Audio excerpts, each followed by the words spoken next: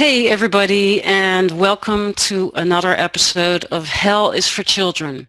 This show is on every Saturday at 3 p.m. Eastern Time, which is 2100 hours Central European Time. My name is Geerte Frenken, and this show is all about the topic of protective mothers and their children. So, what's a protective mother? A protective mother tries to protect her child or children from their abusive father by many means necessary, which is an uphill battle in today's global corrupt family court system that thrives on paternal entitlement. And I want to start this show with a court watch, and the court watch is for my own case. My case is going to court again on November 4th, and I'm taking you here to my website, freejasmine.com, and it's spelled with the Dutch spelling of her name, as you can see. And on November 4th, which is coming Friday, there is a contempt hearing because Jasmine's father has not allowed any contact between me and my daughter since May 8th, 2015. And as a result, he is now facing 20 months in jail and a $10,000 fine. And you would seriously help me and my daughter if you joined a court watch. And there are some instructions in this post on the judge that you can email or call. Presiding Judge Kelly Simmons. It's a new presiding judge in Marin County Superior Court, California. And there's a standard email that you can just copy and paste and send to the presiding judge, or you can make your own email content, of course. All right, so without further ado, I will stop sharing my screen here. Thank you all so much for helping me with the court watch. And if you have your own court watch, if you're a protective mother and you have a court hearing coming up and you want me to announce that during this show, please email me. You can just go here to the page and click contact and send me the court watch information, and I will announce it on this show. Okay, so without further ado, I have here grandmother Helen, and her daughter Crystal lost custody of her kids to the child molesting father, and Crystal was sentenced to 12 years in prison with a $25 million bail when CPS told her to leave the jurisdiction. And her ex was actually charged with 6 counts of child molestation, but was never jailed. Wow. So welcome to the show, Helen. Thank you, Gerda. I'm very excited to have you on because, in all the shows that I've done, I've almost done this for about a year now. I've had protective mothers on, I've had psychologists and experts on, I've had some children on even who are now adults that have dealt with this, but I've never had grandparents on as guests. So I'm very excited to have you share with us your perspective as a grandparent in this situation, because it's almost like the grandparents are often forgotten in all of this, and it's such an important role that you have in the lives of your grandchildren, and to see what your own daughter is going through in all of this.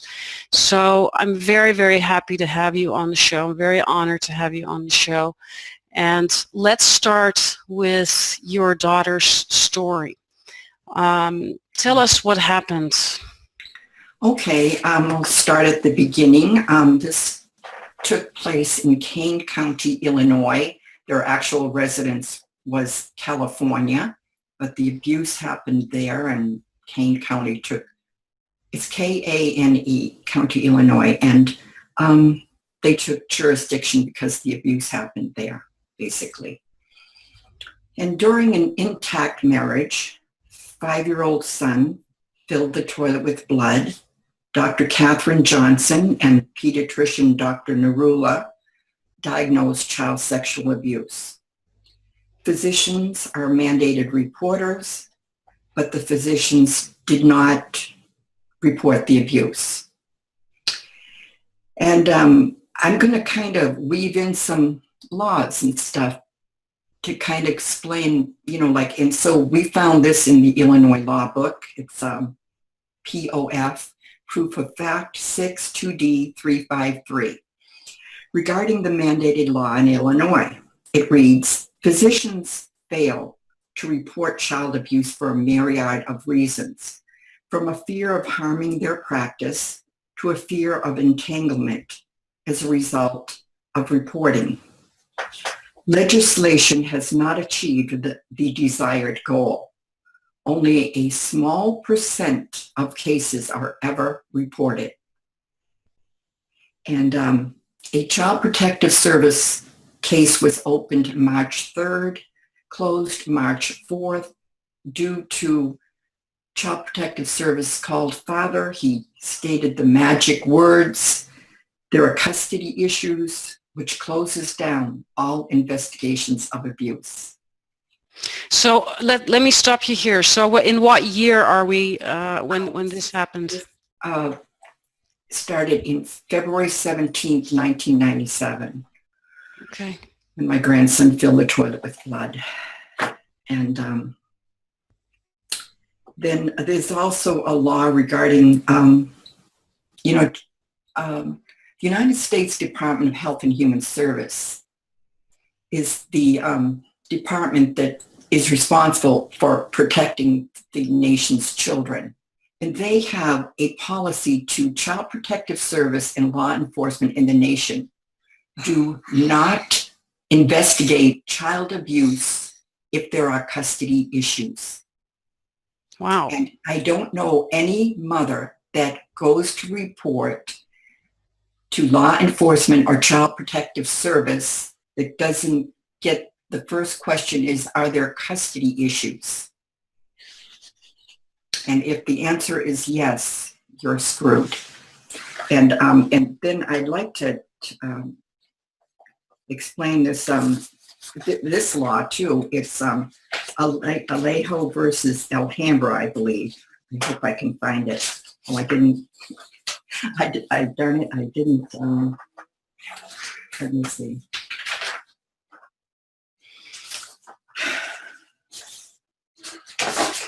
Not quite so.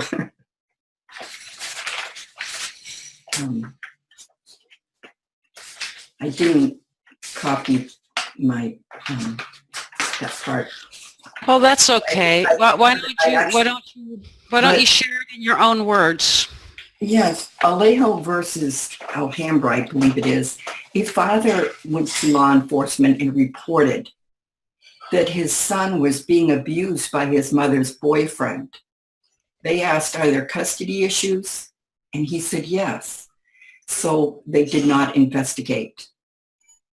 So the little boy was abused to death by the mother's boyfriend. So the father sued and he won millions of dollars.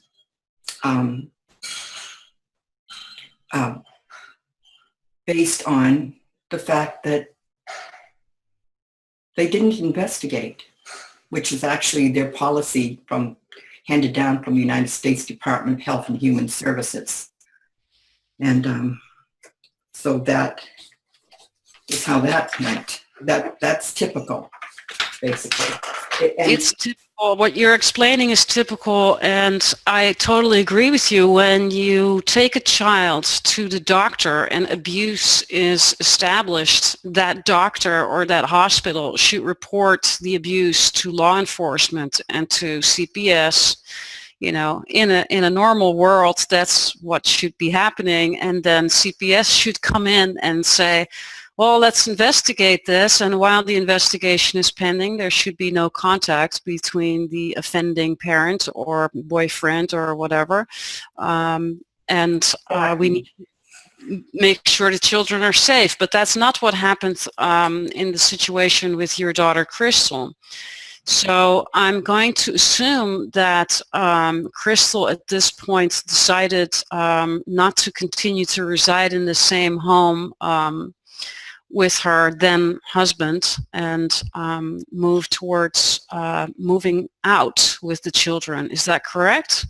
Yes, basically that is correct. Actually, the father stayed home for about a week, and when he went to work, that was the first window of opportunity for her to leave the home. And then,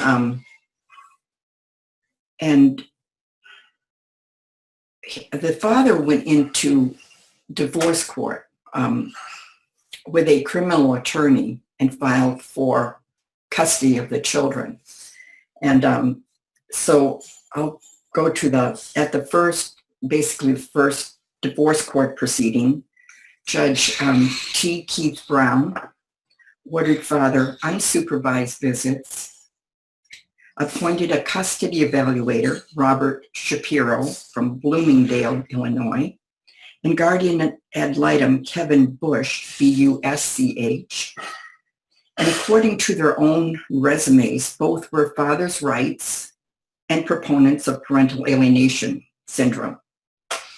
And the court also ordered psychology tests for the couple, which is typical, the MMPI-2.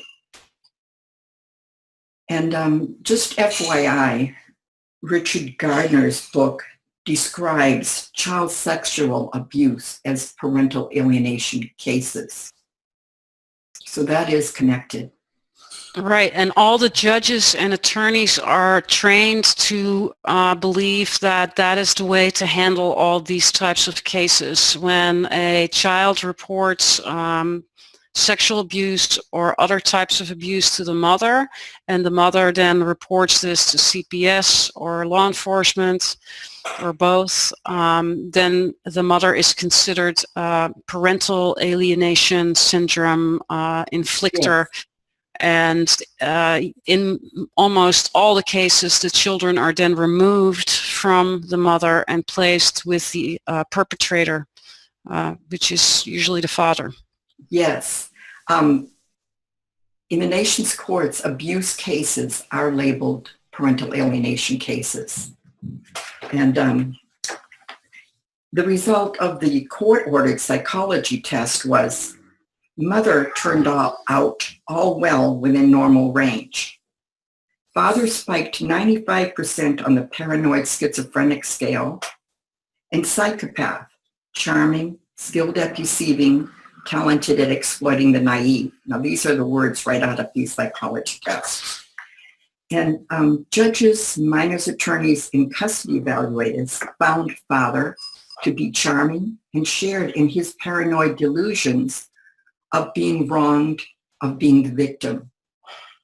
So these abusive fathers, are come across as being wronged and being the victim.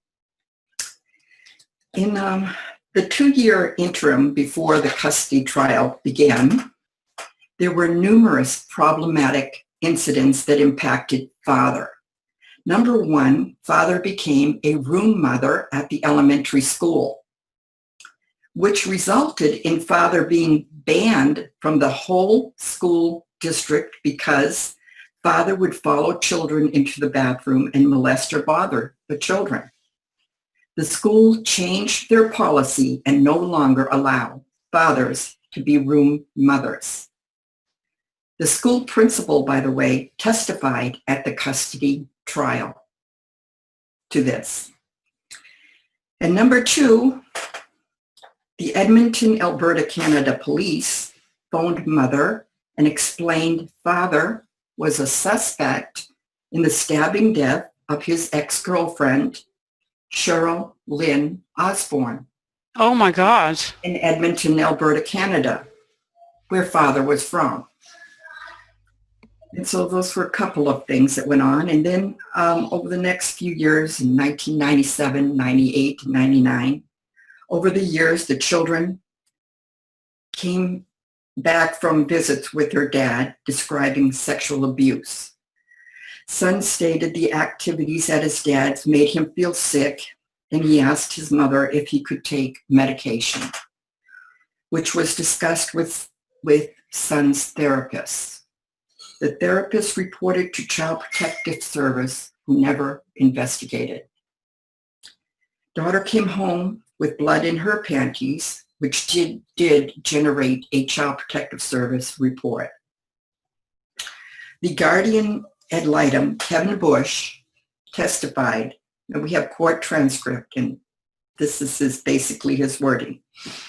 Before each and every Child Protective Service investigation, he would call Child Protective Service to bias, taint, and prejudice. Those are the words in the court transcript that he testified. Bias, taint, and prejudice Child Protective Service to get unsubstantiated findings from Child Protective Service. So that's, and this guardian ad litem, he was an attorney at the time, and he is now chief judge of Kane County Family Court. They promote these kind of custody evaluators and so on. And also, our judge, Keith Brown, and now Kevin Bush does the same thing. In Geneva, Illinois, they train parental alienation to the Kane County Bar Association, custody evaluators, and minors attorneys. Every week there's training on that. Yeah, and even though the whole parental alienation syndrome was never admitted in the DSM, it's considered a bogus theory. That's not to say that children are not deprived of mothers and sometimes fathers. I'd like to call it deprived instead of alienated, because parental alienation is used against protective mothers, as we just discussed. So I don't like using that term. No. But still, the judges and the attorneys are trained in this hoax. Yes. And, to think that your own judge is the trainer in the area. In 1999, the custody trial began. The custody evaluator testified that a representation of abuse is parental alienation syndrome. And this is despite the father's testimony, of severe sexual. He described physically his son at 5 years old, the severe damage to the child, and like torn and bloody, so on. And that was the father. We have court transcript of that. And then, because your grandson was admitted to the hospital as a result of the severe sexual abuse, is that correct? Well, he was admitted, but mostly to do imaging, and which did show, tears and lesions within. And so, we went through, weeks and months of examinations that all came out with evidence of abuse. So on April 28th, 2000, Judge Keith Brown awarded father sole custody based on parental alienation syndrome. And that's in black and white in the custody decision. The children were now 7 and 5. They were actually 2 and or 3 and 5 when this trials began. The children were frightened and devastated at the custody decision, and son collapsed onto the floor. That's the shape he was in, and daughter was in that shape too. And after the custody decision, we went downtown. This is an interesting tidbit. We went downtown Chicago. This is in the year 2000, to the Sidley Austin law firm to talk about the devastating court decision. We ended up talking to Michelle Obama. And this was way before we knew who the Obamas were. Wow. Yeah. And we explained our case, and Michelle responded how sad our case was. But the law firm wouldn't help. And we're downtown Chicago probably once every 3 weeks trying to find, where to turn. And, trying to get our children, my grandchildren, protected from this. You had no luck finding an attorney to present your daughter and the children? Yeah, we had a lot of trouble finding anyone to take on these cases, and I know that's true of, I'm going to say, all protective parents, protective mothers, let me put it that way. Yeah, the attorneys know how these cases are going to go. And I don't want to be too, say anything too bad, but, it's like this is the way they go. And it doesn't seem like an attorney, maybe there are some cases where attorneys come in and it does get turned around. I think I have heard of that. It's rare, but I have heard of it. It's very, very rare. It's very difficult to find an attorney to deal with cases like this. They don't want to get involved with child sexual abuse cases. And interesting, in your daughter's case, here we have psychological report that shows that this man is a sociopath, basically. Mm-hmm. He's in court that there's been sexual abuse, basically. Mm-hmm. And still he gets full custody. There's medical reports, there's CPS reports, and he still gets full custody. It's outrageous. It's absolutely outrageous. Yes, it is. Yes, it is. Yeah,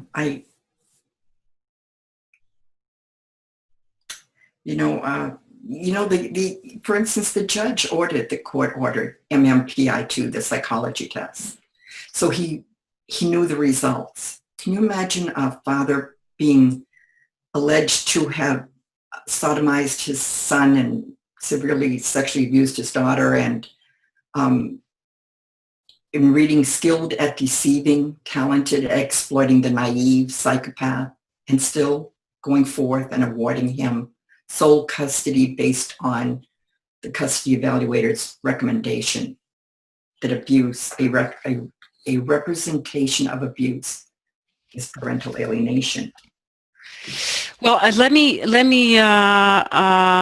interrupt you here for a second, because you're bringing up a really good point, and I want to inform the audience on the Department of Justice, Dr. Saunders, who actually investigated these types of cases and concluded that in the custody evaluation, the MMPI tests are not made for the population. The MMPI tests are not made for the population seen in custody courts, because they do not provide screening tools like the Campbell Danger Assessment to detect coercive controlling behavior and other forms of domestic violence, including domestic violence by proxy through legal abuse. The study actually quotes that generally, psychological testing is not appropriate in domestic violence situations. Such testing may misdiagnose the non-abusive parent's normal response to the abuse or violence as demonstrating mental illness, effectively shifting the focus away from the assaultive and coercive behaviors of the abusive parent. Additionally, the Department of Justice report states that evaluators using general measures of personality psychopathology were more likely to recommend sole or joint custody to the abusive father in the case vignette. And the report concluded that the fathers involved in these contested custody cases are 16 times more likely than mothers to make deliberately false allegations, and that judges should pressure the father to stop the abuse instead of pressuring the mother to cooperate with her abuser. But this is a really important point, because basically Dr. Saunders is saying that all these MMPI tests that are done in custody evaluations are not suitable for these types of domestic violence situations, and that the Campbell Danger Assessment tool should be used during this type of testing. So, and when I look at my own case, that's certainly also happening in my own case. Regardless of all of that, the results of the custody evaluations are not even considered in court. So why are we even having them if the results are not actually weighed in the custody decision? And that's not even considering the facts of child sexual abuse and other forms of abuse. So it's a scam. It's really just a circus, and people are making lots of money off of all these evaluations and tests, while they're used as toilet paper in the end. So it seems. Yes. I pray every night that the nation's divorce courts get abolished. I absolutely agree with you. Yes. It's everything from A to Z is wrong about them.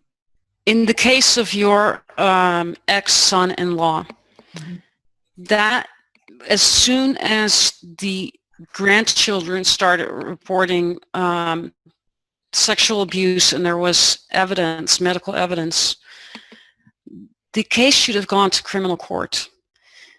Child sexual abuse is a crime. That should not be handled in civil court. It should be handled in criminal court. Yes, yes. And I like to speak to that too. I mean, our child sexual abuse case, along with yours and almost all protective mothers, it is never handled as a child abuse case. It's handled as a family court matter. Yep. Divorce court. And this is why family court is not just a joke, but it inflicts child abuse. Mm-hmm. Child sexual abuse is a crime. If a stranger rapes a child, then the rapist goes to jail. At least that's what we hope, right? Yeah. So what if the father is raping the child, then it's handled in family court like it's a civil matter. Rape is rape. Child sexual abuse is child sexual abuse. Doesn't matter who inflicts it. It's a crime. Yes, and this is what I want to explain to protective mothers. This is just another reality. Like we spent $1.5 million with the worst possible outcome.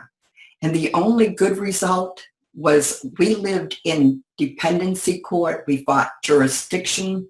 We were in criminal court and divorce court. And we found things out about the law that I haven't met another protective mother that knows this, but child abuse is criminal. It's litigated in criminal court under penal codes. But child abuse by a parent laws are different. If there are custody issues, it's litigated in divorce court under family law. And family law has a representation of abuse is parental alienation. And that's the law that's followed. And if there are no custody issues, it's litigated in dependency court, which is child abuse court, under the Welfare and Institution Code, the one and only law mandated by legislation is reunification. So once, like in our case, a father is found guilty of raping his child, their goal is to reunify the father with the child that they abused. And I know this is so hard to believe, but except that you mothers are living this. Your child sexual abuse children, it's being litigated in divorce court. And I know you don't want to hear the system, I'm pretty sure. But those are the laws.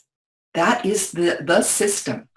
I think with the problem is also that people around us don't understand this and don't know this. So they look at the mothers as, well, there must be something wrong, that you must have done something wrong, that your child was taken away. It's like, no, the system is not approaching child sexual abuse as a crime, and it's considered as parental alienation. Now the fathers are getting full custody. I have done nothing wrong.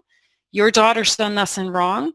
All the other 2 million protective mothers in the United States and the 6 to 8 million across the globe have done nothing wrong. Yes. But the fathers are awarded and rewarded for their molestation. And it is a pedophile agenda. I can't make any other conclusions out of this. I actually say that if a father rapes his child, it's a slam dunk. He will get custody.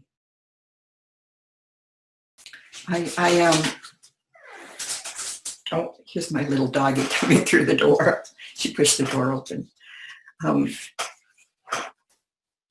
met this, she's a television producer, and I met her in Malibu at the ocean. And we were standing there, and she was telling me that she's going through a divorce, and she went to, it's called Trope and Trope, and law firm in Beverly Hills. And her husband battered her. So she went in to say, I need an order of protection. And Trope are brothers, and they're around 85 years old. So I ended up going to them when my daughter got arrested, and I wanted some big guns to help me out with that. And I'm going to put my doggie up on the bed because she's here. There. And anyway, Trope told this lady in Malibu that, do not get an order of protection or you will lose custody of your children. Now, the Trope charges like $1 million an hour. They're the most expensive law firm in the world, I think. And so she was paying them a lot of money, so she took their advice, and she did end up with shared custody of her son. So what you're saying is that even if a domestic violence victim files for a protective order, a restraining order or emergency protective order, that's also used as a form of parental alienation syndrome. Yes, absolutely. That's good to know. Yeah, that was interesting. So basically, the message is that we should not report child sexual abuse. We should not go to CPS. We should not go to law enforcement. Because as soon as we report domestic violence or child sexual abuse or other forms of child abuse, we will lose custody of our children. That is the reality. And but when you start off like we did in the beginning, and you're naive, and the last thing you think when you look up at the honorable judge sitting there is that with this kind of evidence and with the father testifying about the condition of his son, that they're going to award custody to that father. That's the last thing you think will happen. And I understand, I hardly ever meet anyone that believes that this is going on. And I remember back when I was so naive and thinking that it looks like he's going to give custody to the father, but I don't know what's wrong with my thinking. I'm sure he wouldn't do that, but yeah, that's what they do. Yeah, it's interesting also that in that report by Dr. Saunders from the Department of Justice, he also concluded that only 1% of the mothers lie about the abuse, about the child sexual abuse, which is interesting because the entire strategy of these court professionals is based on that 1%, you know. What about the other 99% that's telling the truth? They're now punished for the fact that 1% is lying by creating an entire policy around this parental alienation nonsense. Yes. I think it's going to take good men to come together with us to get this changed in the nation. But I always, Doreen Ludwig, she's the author of Motherless America. We went to the AFCC, Association of Family and Conciliation Courts, in Washington, D.C. in 2015. We went to their conference, and we stopped at the first table there. It was called Fatherhood. I believe it was, and I spoke to Carl, he was a black man, and Ricardo. And,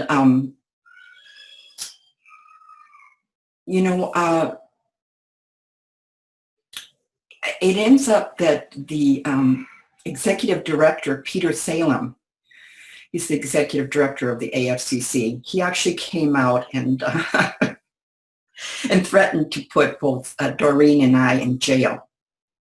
Because one thing is Doreen passed around some of the fatherhood.gov material where it states that fatherhood.gov policy is to ignore child sexual abuse by a father, that kind of thing, and they didn't like that. Also important to point out that the AFCC and all that federal funding is geared towards fathers, and the fathers have the fatherhood.gov, right? They have their federal funding, but there's no motherhood.gov and there's no children.gov.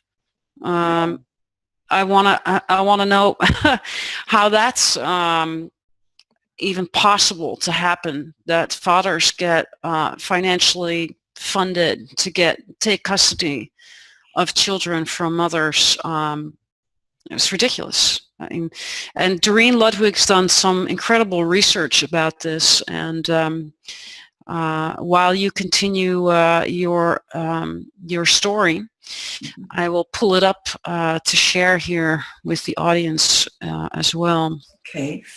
I was going to think, I think I left off here. I'll start here.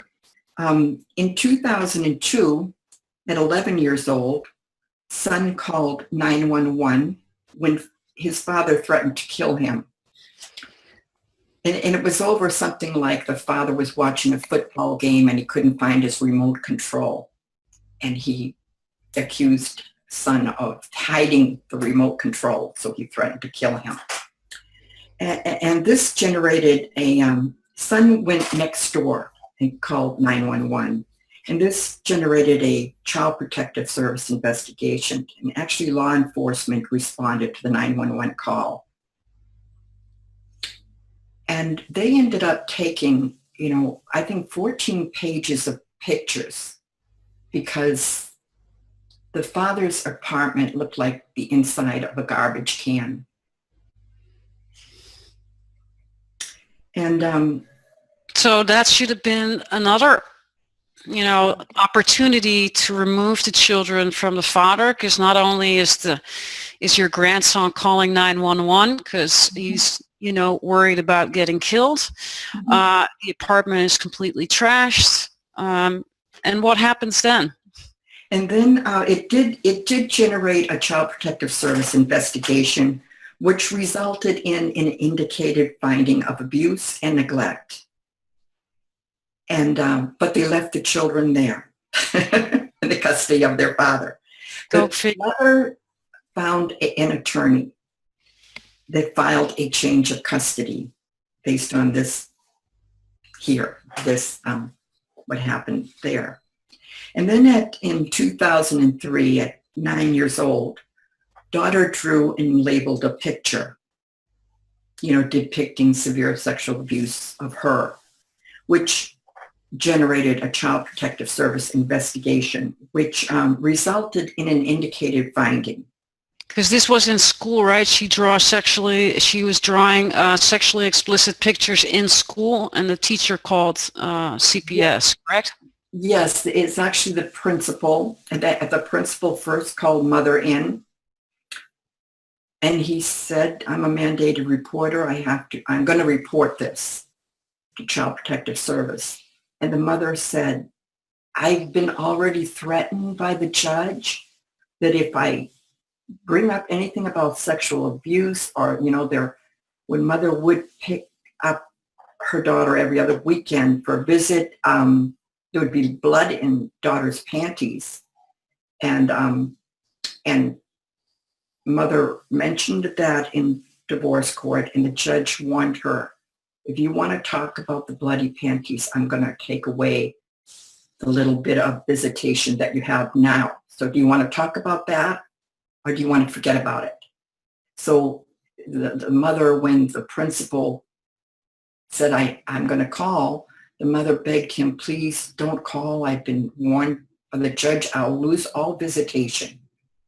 And so the principal promised her he would not call. But it turns out the mother left, and he did call Child Protective Service. Oh, they're mandated reporters. It puts the school in a difficult situation too, right? Yeah. I mean, the mothers are stuck between a rock and a hard place, and it draws in all these other organizations and institutions like a school as well.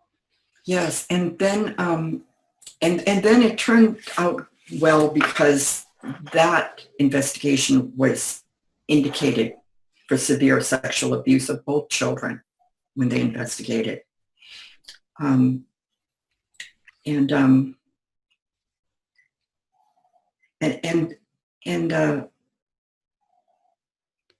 this is interesting.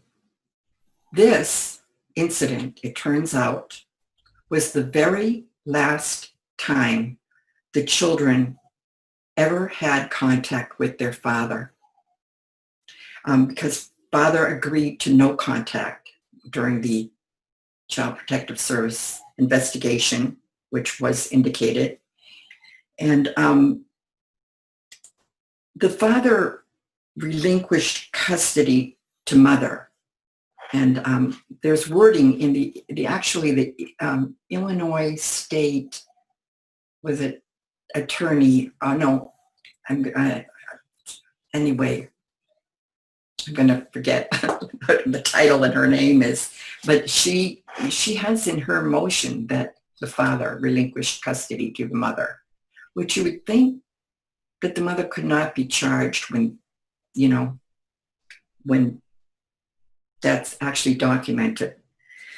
And so, oh yeah. Yeah, you would think that you think the story ends here and all is well. The children are back with mom, and hallelujah, justice has finally arrived for the children. They're finally safe, but no, it doesn't end here, unfortunately. So what happened?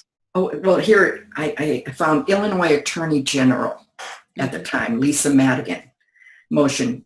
In her motion, she has these words: during and after the DCFS investigation, the children, by agreement of the mother and father were left in the care and custody of mother. Those, yeah, here it was right here. So yeah, so that is in the motion of the Illinois Attorney General. Right, but that comes later in the story. First, tell us how we get to that part. Yeah, well, no, this happened basically around this time, I think.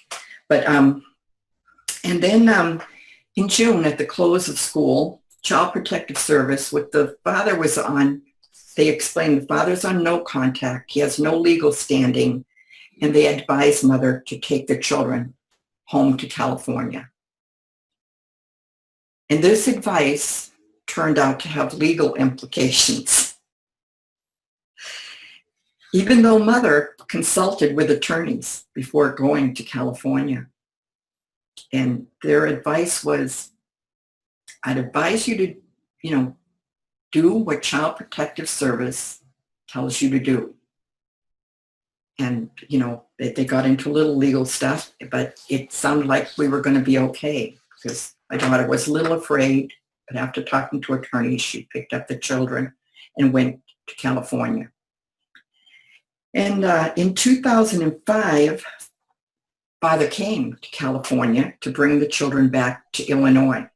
But California had taken emergency jurisdiction. Yeah, at which time, when the father came, and he pulled the children out of school, and he had law enforcement drive to son's school and pick him up and bring him back to where the father was. And so there was a whole rigmarole, and the children were afraid of their father. So then they got Child Protective Services involved, and it ends up California took emergency jurisdiction. And so let me see where that, where to go from here. At that point, things go horribly wrong. Yeah. But originally, the California judge court-ordered father no contact with the children. And in Illinois, they have such different laws. Child Protective Service cannot invoke the jurisdiction of dependency court. They have to go through the state attorney and ask them to invoke the jurisdiction of dependency court or child abuse court. And in Illinois, the state attorney said, we believe the father did abuse, but no, we're not going to approve it going into dependency court. Another thing is in Illinois, I think they changed this after the mother was in prison. They changed this, but at the time, Child Protective Service could not put the father on no contact. They had to have the father agree to voluntarily go on no contact. So that ends up being voluntary. So anytime he's done with that, like in 2005, he came out and got the children.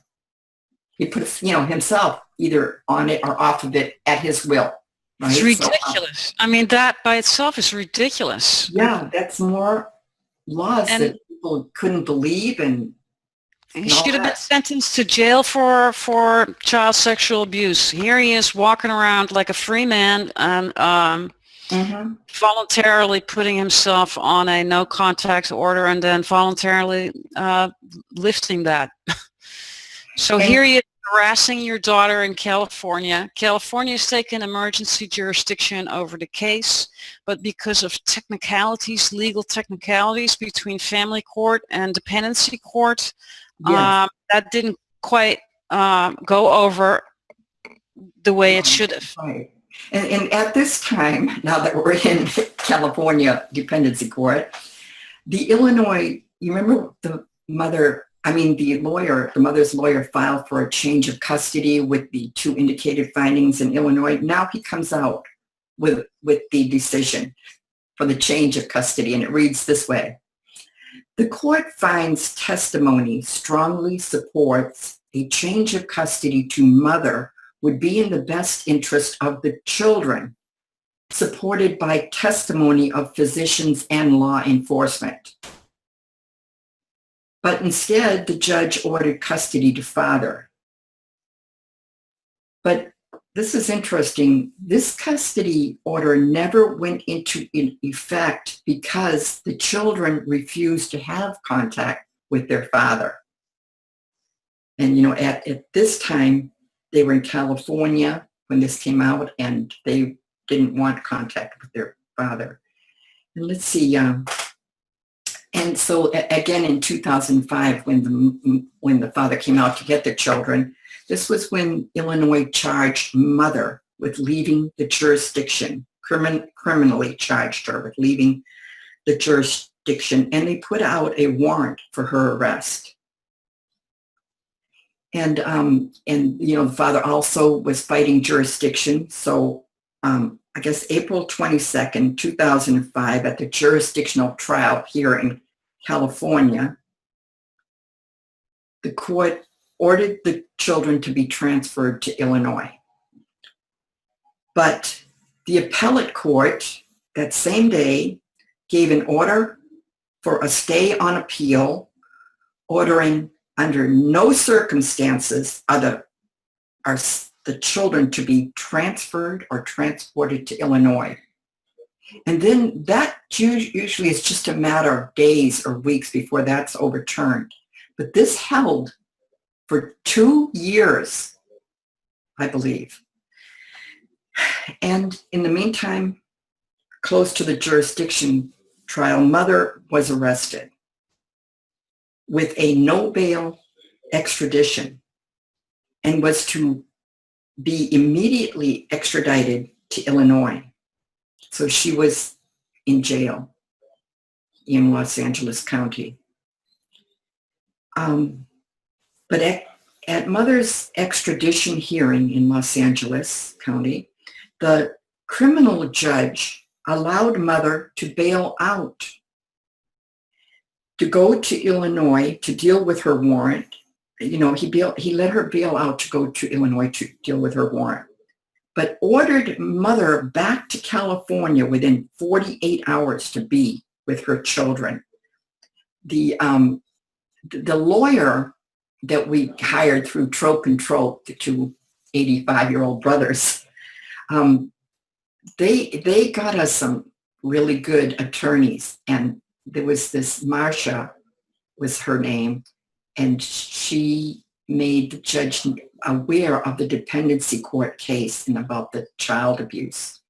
And so that made all the difference in the world, and he let her bail out and even ordered her back to California within 48 hours. So, and then, it's like a roller coaster. In August of 2006, in a stunning reversal, the appellate court ordered the children be sent to Illinois. This is just outrageous. Yeah. At which time, 14-year-old son and 12-year-old daughter ran away. Daughter had graduated from 6th grade and son from 8th grade. Son found a way to enroll in college, where he was a community college, where he was a straight A student studying law and psychology. Yeah, appropriate. I would too if I was him. And son used the psychology classes to start his healing from severe sexual abuse. It was very beneficial, the classes in his. But hold on, right? Because now he's going to college, but before he went to college, let's talk about the fact that Crystal ended up going to jail on a $25 million bond over this jurisdiction issue. The children didn't want to be with their father, so the U.S. Marshals actually came and on gunpoint hauled them off. Let's talk about that. That's where I'm going now, yes. Son and daughter were hunted down. You'd think they were Osama bin Laden, honestly. And that's what they do to children that run away. And another thing, the national, what's that called? The missing and exploited children. They do not discern children running away from an abusive father from children that are actually exploited and missing. And so I hate that organization for that reason. So they were hunted down, and U.S. Marshals broke down the front door, pointed semi-automatic rifles at Skinny, Mac, and Lynn, and pinned them on the floor and handcuffed them. And, son and daughter were brought into court where U.S. Marshals championed father and championed parental alienation.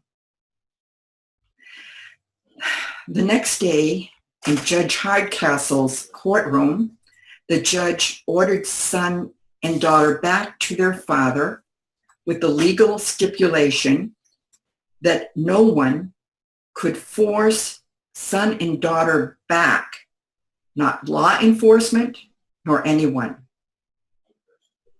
So that was illegal, but the father did not allow us. We were there, but we were in the hallway. He did not allow, and because he had sole custody order in Illinois, he had all the power, and he would not allow the children or us in the courtroom.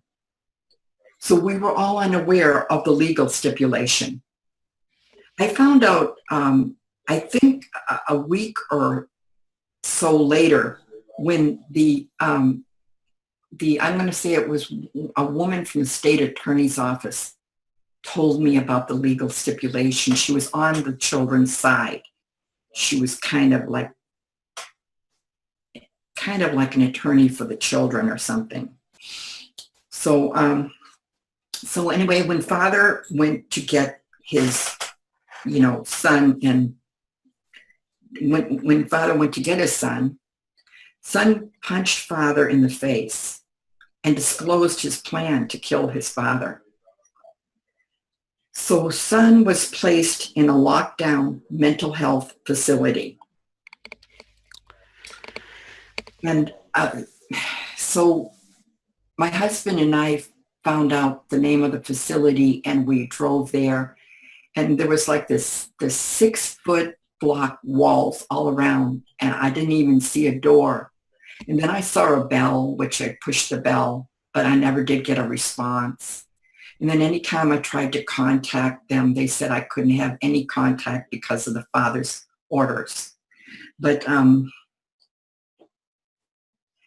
it turns out, and I was so devastated, but it turns out son's favorite subject was psychology.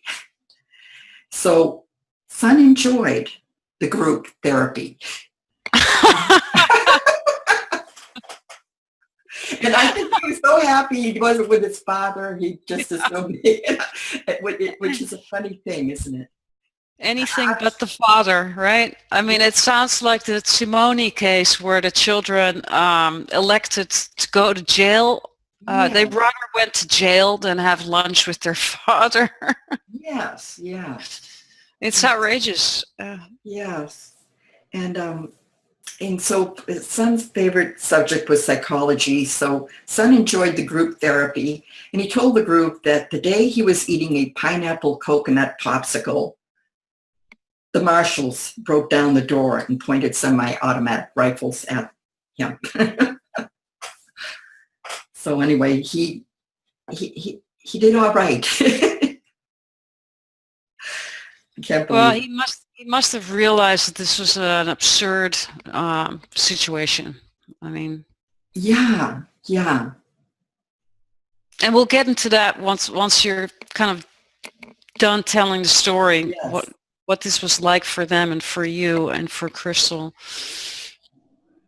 And then eventually, they got the children back to Chicago, because the children did not know either about the legal stipulation or anything, and they were bullied, and they got the children back to Chicago, and they refused to go with their father, so they were placed in group homes apart from one another. where they had guns pulled on them. I don't know if you've heard about the Chicago and the juveniles and the horrific violence there. And both were, I hate this, both were immediately forced on medication, Seroquel, which created terrible side effects for the children. And, you know, in the meantime, Crystal was tried and convicted in Illinois. At the criminal trial, Judge T. Jordan Gallagher, outside of the jury, would not allow mother a defense and ruled no evidence of abuse and no witnesses were allowed. No witnesses that would speak to the abuse were allowed. And, you know, by law, protective mothers have, by law, a right to a defense. But he took all that away from her. And then the judge, the Illinois Department of Corrections recommended no time served. In over 99% of all recommendations by the Illinois Department of Corrections, the judges take those recommendations. But this judge wouldn't, and sentenced mother to the maximum of 12 years in prison with a $25 million bond. Yeah. It is just completely outrageous. I'm not out of words for it. I you know, I'm just shocked. This story is absolutely shocking. And then it turned out that my daughter was, you know, beaten up by her cellmate because I wrote my daughter a letter almost every day, and the cellmate was jealous that my daughter got a letter and she never got letters, and she took it out on my daughter, beat her severely. And but then this happened. The phone rang, and it was 2020 ABC, and they had heard about the case, and they wanted to tell the story, her story. And 2020 put in hundreds of hours of manpower. And at the host at the time was Chris Como, and he went to the Illinois prison and interviewed mother. And he talked to politically powerful people, including Patrick Fitzgerald, the Attorney General of the state of Illinois. And he threatened these powerful people that he was going to expose this story. And this resulted in Illinois releasing mother from prison and dissolving mother's $25 million bond. I'm all for Operation Expose. No, and why doesn't the media get involved with these cases? And even well, the question really is that why didn't the California judge connect with the judge in Illinois and explain the situation to even prevent this entire incarceration? Because how much time did your daughter end up spending in prison? Well, with the help of 2020, she did like 1.5 years. And the 12 years was supposed to be, I forget the word, consolidated, because she was convicted of 4 felonies and 2 children. And all she did was, they called it a contempt of court. It was, you know, by leaving the jurisdiction, she didn't follow the rules of divorce court, is what she was charged with. That's what she was criminally charged with. It turns out it's a contempt of court, which didn't used to be criminal, but the father kept going into, you know, into, I think, legislation, and he spent his whole life creating these new laws. So now mothers could be criminally charged with contempt of court. Yeah. And then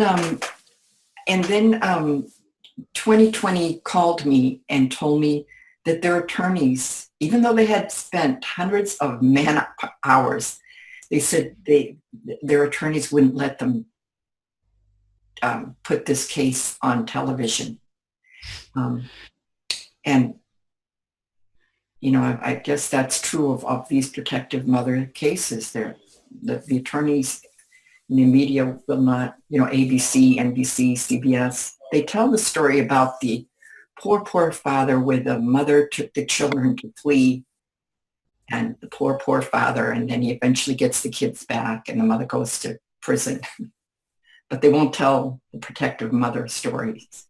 Right, and that's why we have this show, because that's exactly what I also found out. The media will not cover the stories of the mothers, and if they do cover it, they will slant it towards the fathers. Yes. And then you know, I thank them very much, because now here my daughter got released, and I said, you know, I can't thank you enough for what you did. And they told me, we're not done. We're not done because your granddaughter is not home with you yet, and we're not going to stop. I couldn't believe what they were telling me, that they were now going to get my granddaughter home. My grandson, when he turned 18, when he was found, he was 17 and a half years old then. And on his 18th birthday, he got on the plane on his 18th birthday to come home to us. And his father had the FBI pull him off the plane and interrogate him. Oh my God, this man's a real Nazi. Yeah, and then my grandson missed, you know, his plane, but he got on the next plane and he got home to us. But now, see, his sister was still there. And the thing is, about 2020, ABC, they said, no, we're not done. And so soon after mother was released from prison, Illinois called to tell us they had terminated father's parental rights and were sending, she was 16 years old now, my 16-year-old granddaughter home to California, which is a good time to talk about the effects of abuse and what all of the protective mothers will be dealing with. And so I actually, everywhere I get a chance to speak, I speak. I speak about what's going on in the nation's divorce courts, awarding custody to abusive fathers, and I talk about this too. It's ACEs, adverse childhood effects. According to the Center for Disease Control, scientific research, adverse childhood effects harms children's brains so profoundly that it causes chronic diseases, mental illness, violence, and being a victim of violence. A person affected is twice as likely to smoke, 7 times more likely to be alcoholic or addicted, 12 times more likely to be suicidal, and it shortens lifespans by 20 years. But the most shocking thing is ACEs alters our DNA and our genes, causing long-term changes in our bodies and brains, transferring from generation to generation. So when you get your abused child home, I'm sharing the consequences of ACEs on the Stop Abuse Campaign's website, where you can see here the different tabs: understanding ACEs, consequences, preventing and healing, for the viewers who want more information on the topic that you're sharing right now. Oh, yes. And when a 16-year-old daughter arrived home, she dabbled in drugs and alcohol and high-risk behavior, resulting in her having a baby boy. She got pregnant. Oh. And the miracle was, when granddaughter got pregnant, she got clean and sober. and that's nothing short of a miracle. And she's clean and sober to this day. And her son is now 3 years old, and he's the joy of our lives. Wow, so that turned out to be a real blessing. That's beautiful. Yes, and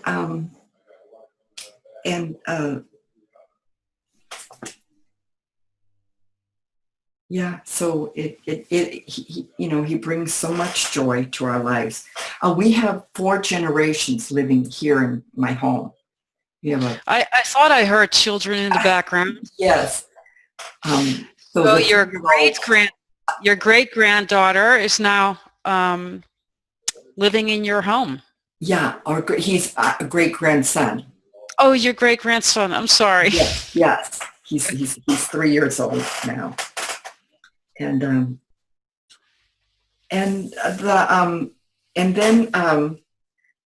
my grandson is in a university going for his PhD. It's amazing. Yes. So let's talk about this healing part, right? Because we've talked about you've shared the entire story from beginning to end. But what was that like for the children to be back with mom after that entire ordeal? I mean, they had to really wait until they were 16 and 18 to finally find some peace in their lives. Yes. It kind of started back in 1997 when my daughter went to, started court. Her ex got court started, and she came out of court and she said, I'm going to do one thing. I'm going to bond with these children. From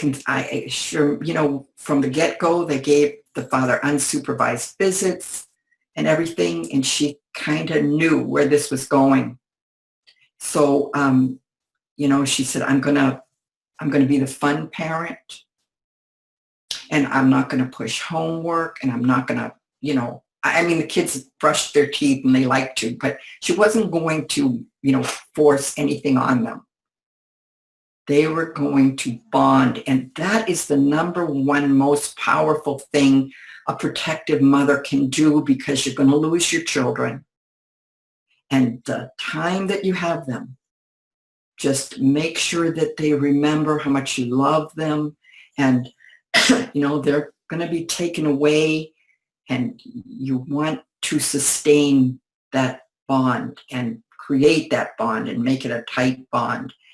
And so my grandchildren, I think they had that advantage. They had that tight bond with their mother.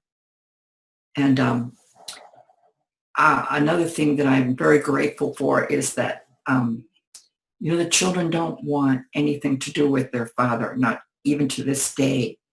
And I've heard sad things about, there are other children that, continue to have a relationship with their abusive fathers. And many of the children are Stockholm to a relationship. Yes.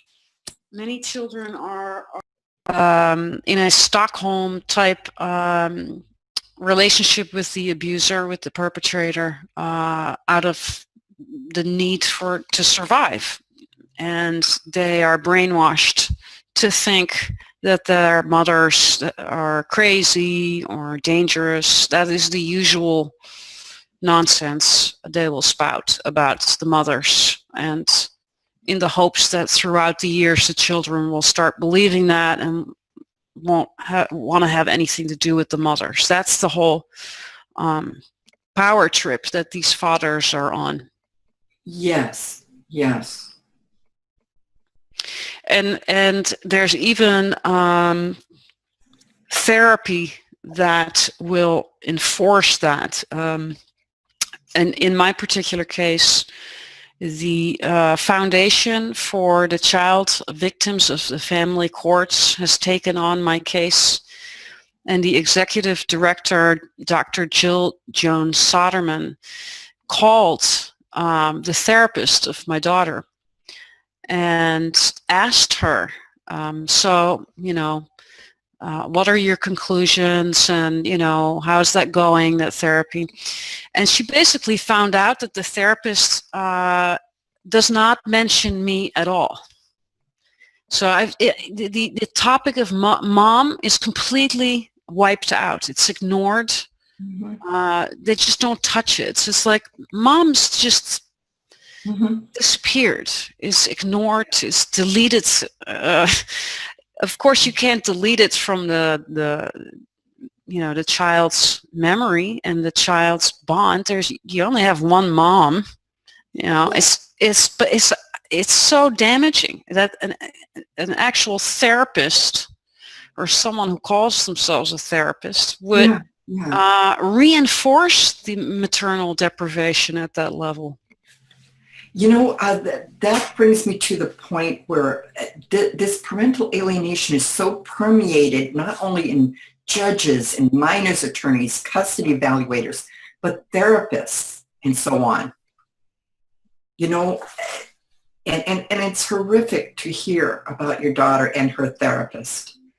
These are crimes against humanity. Yes. The judges, the attorneys, the psychologists, the schools. I'm supposed to have access to school records. There's a federal law. Yes. That is right there for non-custodial parents to have access to their children's school. The school will not allow me to call. I haven't seen any records for 2.5 years or so now. It's ridiculous.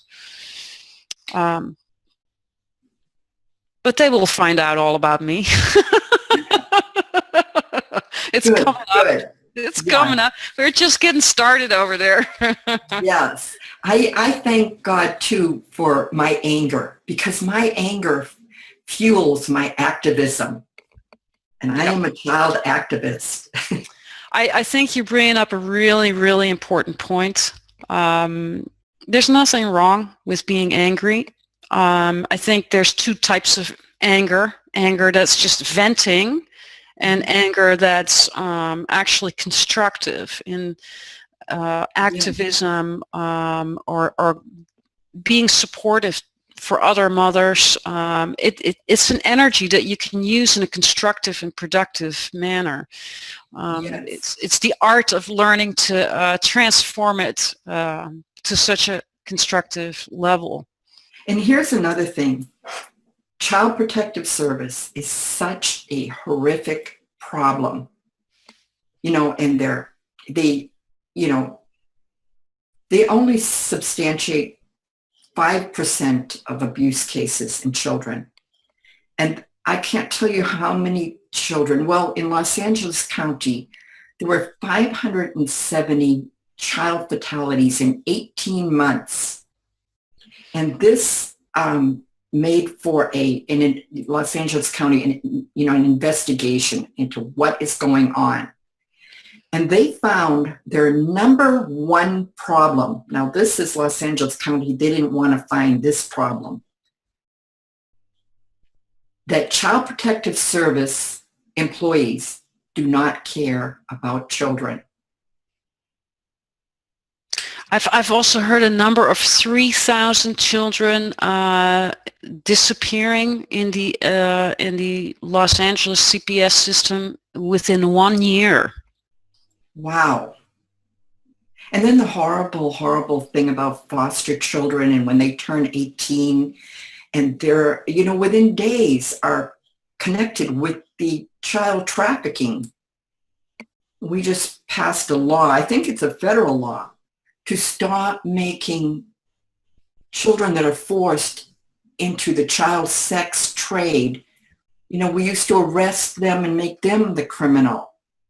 And we now have got a law passed, I think federally, so that we're not putting them in jail for being forced. Yeah, but I don't like Governor Jerry Brown. He actually created that law, and he made the law so child prostitution is now legal.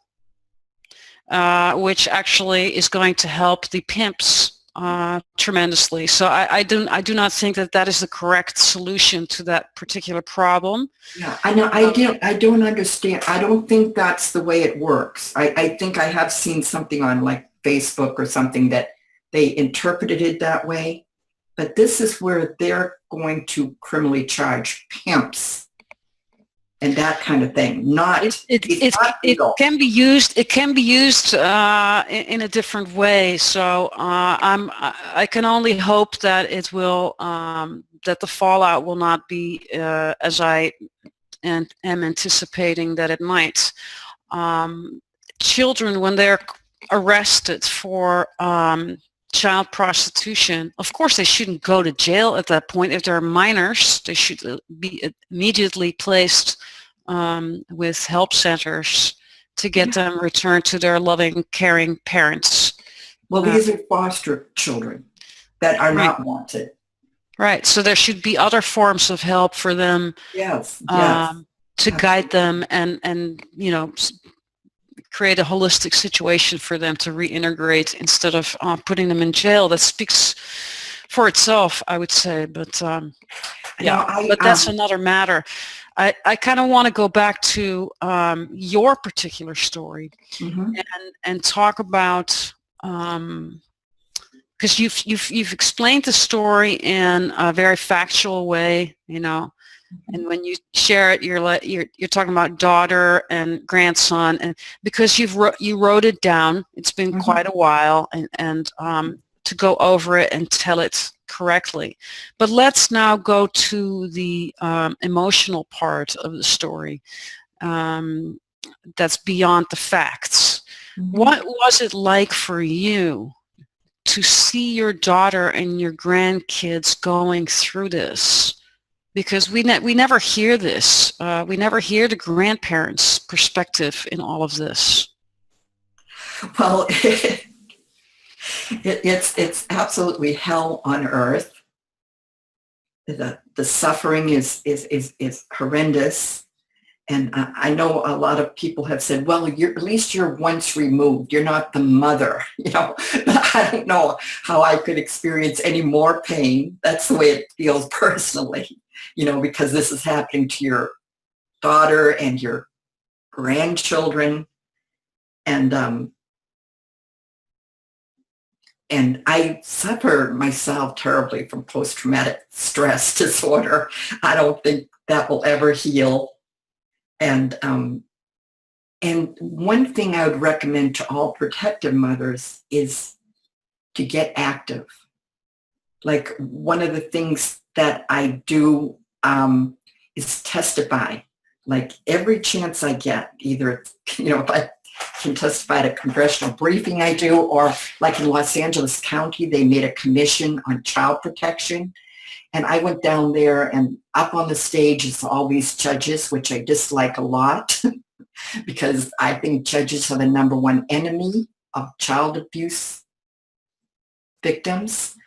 And I often introduce myself as I'm the most unempowered person you will ever meet because I'm on the side of abused children who have no voice and no rights. And then I went down as often as they had the meetings at the Child, Commission on Child Protection. And I was positive nobody was hearing me, but I still testified, and I recommended a couple of things. I said that, the number one finding is Child Protective Service employees do not care about abused children. We can't motivate them to care about abused children, but we should fire them. We should fire them. Or in the case of children being abused to death, when you have investigated sometimes 60 times and all unfounded allegations of abuse, and the child is abused to death, tortured and abused to death, let's criminally charge them with the Child Protective Service employees, criminally charge them with that child's death. Absolutely. I'm all for this, and I'm on the same page as you are. I believe that every child that needs to be removed should be a penalty to child protective service workers, because they should be working on preventing child abuse. Yes, yes, Not, and but now they're getting rewarded. They get bonuses for every child they remove from perfectly yes, fit, loving, caring parents. It should be yes, up the way around. We're in an upside down paradigm all the way. yes. And so then, and then come to find out, after I'd been to quite a few meetings, and I'd be out, they were over, and I'd go out to the lobby. The judges got down off of the stage, the high stage, and they came out to the lobby, and they started talking to me and talking to others. And I turned to my friend that went with me quite often, and I said, "Oh my God," I said, "they are quoting things word for word what I said, and they heard they heard things that I said." And she said, "Of course they did, but I didn't assume they did, just thought they looked at me as a little peon." And and then they actually took those recommendations, and they have now criminally charged 4 social workers in Right on.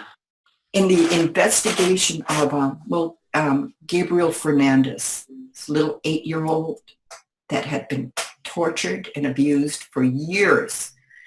The school teacher said she had Child Protective Service on speed dial, and his number one wish was that he would die. And yet they turned their back, including Los Angeles County sheriffs that went to the home. And the abuse was horrific. And but now they have criminally charged 4 social workers in that case. So they took a recommendation that I made. Well, and you're coming on the show today to share the story of your daughter and of your grandkids and the activism that you're providing on social media and the support that you're providing to protective mothers who are still in the situation, like myself, is incredibly important, and it's crucial. I would like to say that I'm incredibly impressed with the activism that you're doing, and I wish and I hope there would be more protective grandparents like you to devote their time to go to these meetings, to go to these conferences, and to speak out, and to take the time that you have in retirement to use it that way, because the protective mother is like trying to figure out how to, survive and fight the case in court and get money for a lawyer, or learn the law to fight pro se, and fighting off a psychopath who's trying to go after her job and her house. And so the moms, is too much to demand from the moms to also go and work on policy change. I mean, we try, but it's a lot. We also have the grief to deal with. So for all the protective grandparents out there, I hope they take an example from you and go speak at law schools, to law students, at these CPS type meetings, at town hall meetings. Go to your local town hall and speak your mind. Yes, and we go to the California Judicial Council. They have frequent meetings, and the public gets to talk either from 1 to 3 minutes. And I really let them have it too. And perfect. I like to tell them about, for instance, these three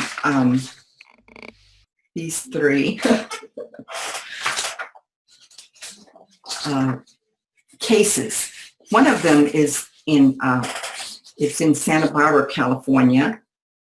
A mother went to a forensic, I like forensic because courts always like that, forensic psychologist, custody evaluator. And she told the custody evaluator that the the father, she was concerned that the father had mental problems and he was abusing their sons. So a representation of abuse is parental alienation syndrome. So the forensic psychologist, Gary Rick, he awarded father, his last name is Holzer, Holzer, sole custody of the children, of his sons. And he killed his sons, the two grandparents, and the family dog. And now, at his criminal trial, he wants to claim mental issues. But the forensic psychologist ruled that out, didn't he?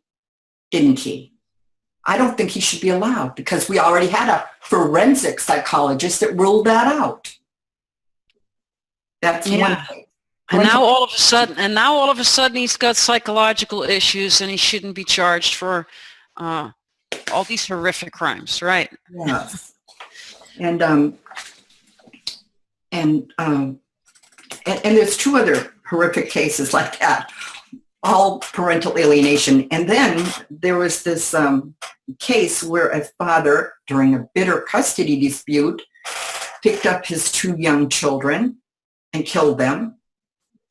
And in response to the children being killed by the father, the director of DCFS in Los Angeles County said that, that these parental alienation cases happen quite a lot. And they, parental alienation is, reporting abuse gives, a mother an advantage in custody type thing. That was his wording. That was in the Los Angeles Times. That's what I'm quoting. The director is Philip Browning. And then there's someone above him that's a real nutcase in Los Angeles County DCFS, a psychologist that's completely whacked. And thanks for outing them. Yeah. That's exactly what we need to do. And thanks for bringing up these horrific situations that end up in the most tragic circumstances of all, which is the fatalities. And I have them, the ones that I can find or the ones that I come across, I list them here on my page under the fatalities tab here. And we have the suicides and the suicides of the mothers and the children, but the amount of mothers and children who are murdered,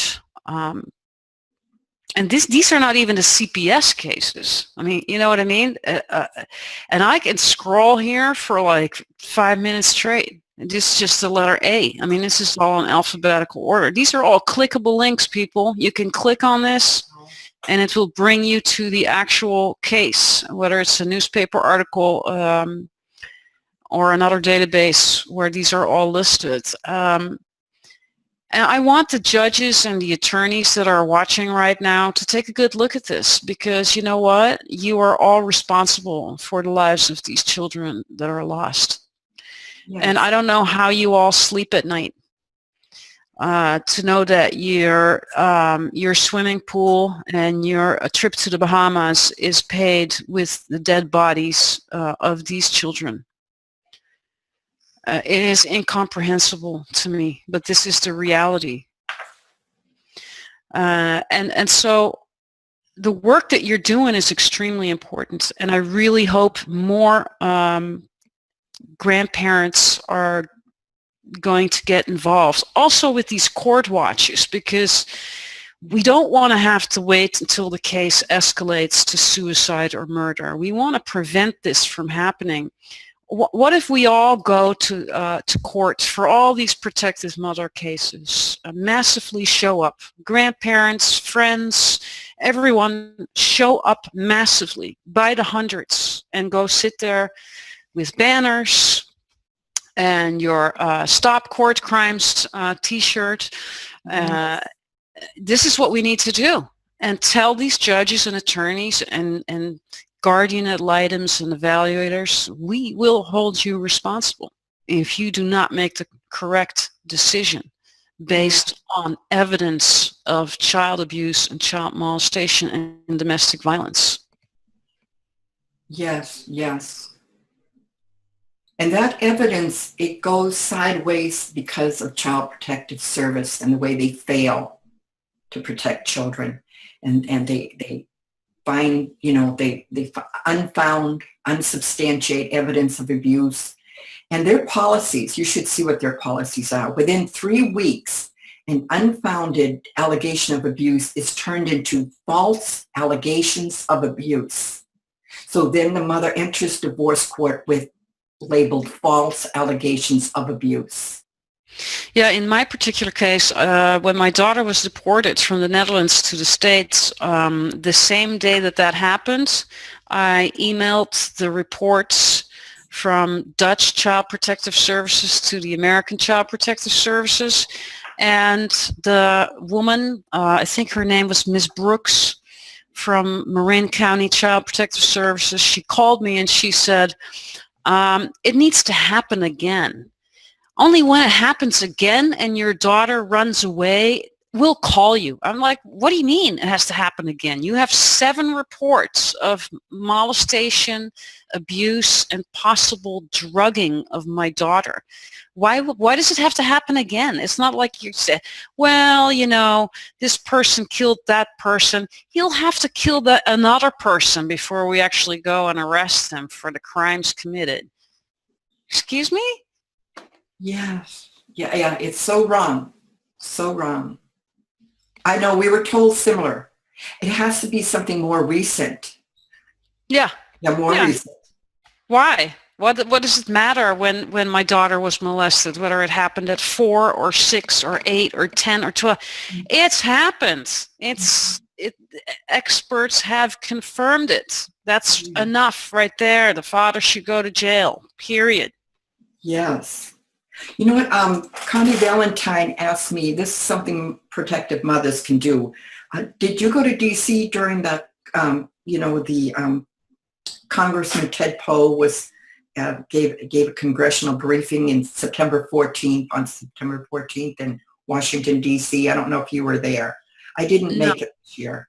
And anyway, Congressman Ted Poe, co-founder of Victims' Rights Caucus, introduced Congressional Resolution 150. And Connie wants every protective mother to contact their congressman and tell them to vote for this 150. It's specifying that child safety should be the first priority in custody and visitation adjudications. And so that's Resolution 150, Congressional Resolution 150. And Ted Poe says, protecting our children is one of the most important things that we can do for society. And we need to get protective mothers to call Congress, their congressmen, and support that. Yeah, I pulled it up here on the websites for the Center for Judicial Excellence, which is actually an organization based in Marin County, where my case is. And you can pull up the information here and click on the Resolution 150. I'm all for that as well. It basically states that child safety should be the priority in all custody and visitation decisions, and that the whole parental alienation nonsense needs to be tossed out, which is basically similar to the Stop Abuse campaigns idea, I believe. I'm sure there's differences between the two, but the overall idea is to get rid of this whole parental alienation syndrome and look at child abuse and child molestation for what it is. It is a crime.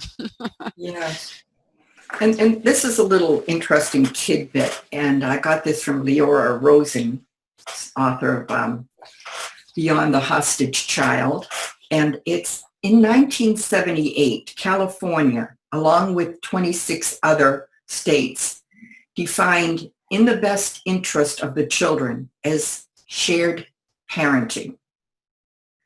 Since 1978, most, if not since then, most states are now they define in the best interest as shared parenting. Or many states now have shared parenting, shared custody laws is what determines custody. And just FYI, supposedly in the courts, the parent that best facilitates a relationship with their child and the other parent wins custody. But, a father that's raping his child, he doesn't have any problem sending the child to the mother for visitation. But a mother, a protective mother, having to ship her children off and facilitate a relationship with a father that's raping, it's not so easy for the mother. And so basically in the nation, the in the best interest of the child is defined as shared parenting. Yeah, we need to really look at that, because how can you do shared parenting with a domestic terrorist? Yes. I mean, let's face it, there's no negotiation with ISIS in Syria, right? Right. And similarly, there's no ability to negotiate with a domestic terrorist who is on a seek and destroy mission of the mother of his children. So why would we reward that with 50-50? Psychopaths should be, diagnosed as such. It can be diagnosed with MRIs of the brain, with the proper assessments that we just discussed, that Dr. Saunders from the Department of Justice is suggesting. It feels like we're in medieval times, or even further backwards. I can't believe this is 2016 and we have such an unsafe world for children and mothers. Yes. And here's another thing, it's just more bad news, but it is not prosecutors or law enforcement's our Child Protective Service duty to protect children. It is their duty to enforce the court's orders. See, Kyle. I mean, it's just outrageous, right? Yeah. It's their duty to enforce the court's orders. I've talked to law enforcement, and they've been to court. They said, we go with an abused child, and the court that was abused by the father, and the court keeps giving the father custody. And we speak up as law enforcement, and we say to the judge, this is real. This has been really proven that this child is really abused by the father. These weren't false allegations. And the judge tells them back, but they need their father, something like that, Yeah. And it's not prosecutor, law enforcement, or Child Protective Service duty to protect children. It's their duty to enforce the court's orders. Yeah. So we need to all collectively, together with law enforcement, then stop following judges' orders. I mean, what other conclusions can we draw here? Yeah, we definitely need, and we need solutions, which we don't have. I also wanted to mention that, including me, and my daughter, and all protective mothers, when you lose custody to the abusive father, number one, you didn't do anything wrong as a protective mother. The child didn't do anything wrong.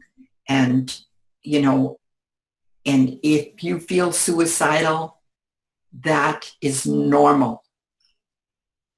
I I remember entertaining suicidal ideation, and my daughter, but you actually do not have the luxury to take that route. Number one, you still have a child, and you still have to do everything in your power. And but I just wanted to tell you, I think it's actually an emotionally healthy response to a horrific decision that was Yes, made. but seek help. I mean, for those mothers, they contact me too. Mm-hmm. If they're suicidal, you need to seek help. Yes, it's normal, but we don't want to go in that direction. No. Let's take the grief and the anger and turn it into action and turn it into speaking out. If you are at that point, you might as well come forward and share your story here, for example. You know, out the people that are doing this to you. And people can come on my show, mothers can come on my show under pseudonyms with a hat and sunglasses on if they don't want their identity revealed. But let's name and shame the individuals who are responsible for these human rights violations. And if we keep on putting media out, eventually the mainstream media is going to also no longer be able to ignore our stories, right? We need to create a critical mass. Yes. Yes, the activism will strengthen them, and make we need to sit in each other's court watches. Mm-hmm. I am so grateful for the mothers who drive 4 hours to be present for a court watch that I've done in my case. That is just amazing to me. If I was still in the United States right now, I would be doing that for the moms there as well. I am impressed with the activism that's happening in the United States.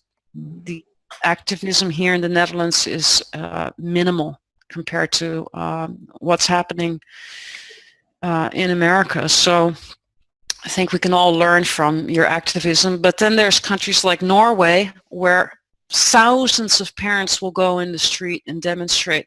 And that's what we need to see locally, but also in Washington, D.C.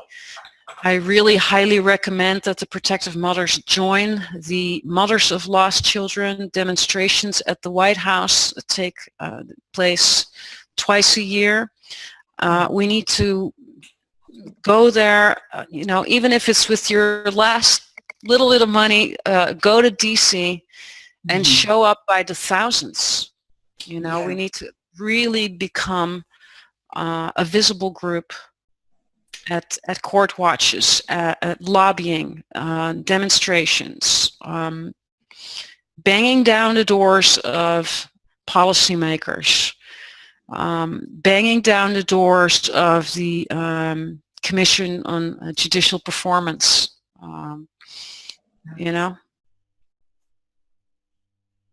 Yes. And the grandparents can play a crucial role in that. Yes.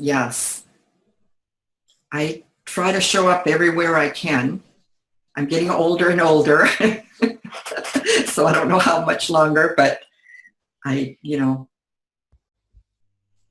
I feel more confident. I used to be shy and I was afraid to speak. And sometimes I would get up to a mic and my voice would shake, but I'm doing better and better. And I am now convinced that sometimes I'm even heard. Well, you're going to be heard here. You're being heard right now, and the YouTube link to this interview will be out there, and your voice will continue to be heard in that way. And that's also a great way to let you know that we're kind of reaching the end of the interview. Okay. I hope this is helpful for the other grandparents in your situation to feel strengthened that, yes, this terrible tragedy happened to you, your daughter, and your grandchildren, but there's also an ending to the story. And in your particular case, I am so impressed with your grandson who's going for his PhD, and with your granddaughter who's now in college. That is amazing. It gives us all hope to know that it's possible for the children to heal and move on with their lives to some degree, because of course you take the experience with you for the rest of your life. Like you said, it actually impacts you on a level of DNA. I have a passion to get protective mothers who have no contact with their children. I have a passion to get them to connect with their children, or, and I've worked with some of them and been successful in some cases. And some of the things that I recommend to mothers is, if they get a chance to connect, to start with, don't mention the father or the abuse. And what you want to do is get your foot in the door to bond with them. And the children, more than likely, are very angry. They feel abandoned by the mother, who has done nothing but try to get custody of them and help them and protect them. But they're a little child, and they might not be aware of that. And like you mentioned, the father is probably saying, your mother never comes to see you. She could come to see you, but she just doesn't want to see you, or something. They have to put up with that, and they might buy into that. And I've had, one mother, I was trying to help her out, and she said, well, my son hates me. And I said, that doesn't matter. All that matters is that he knows you love him. When he knows that down to his core, then things will be all right. And the one mother with the son that hated her, they have ironed things out. It's been a very rocky road, but she has a connection with her son, and she has 50% custody with him now. He was abused and neglected by his dad and got on drugs at like 12 years old and things like that. So you played a crucial role in also bringing the maternally deprived children back in touch with the protective mothers. So I hope that this show will be helpful for other grandparents who are thinking, what can I do? You've given them a lot of tools to be helpful for us. Here's maybe the number one tool regarding connecting with your, a child that you have no contact with, is I recommend mothers apologize to their children.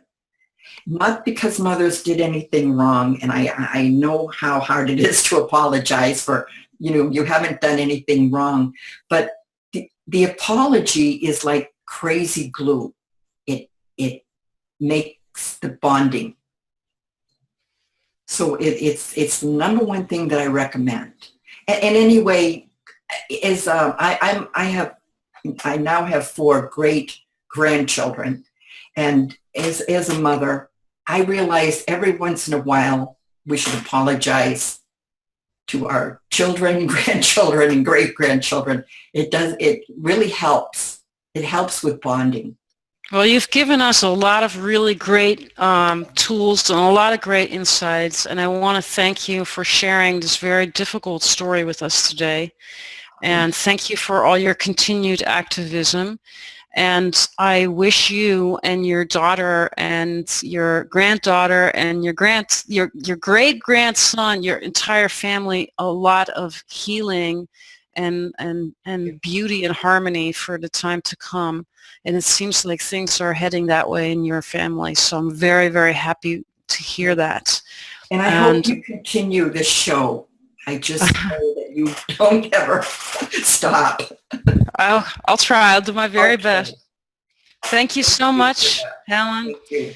And thank you to all my viewers. And this was another episode of Hells for Children. And I hope you tune in again next week.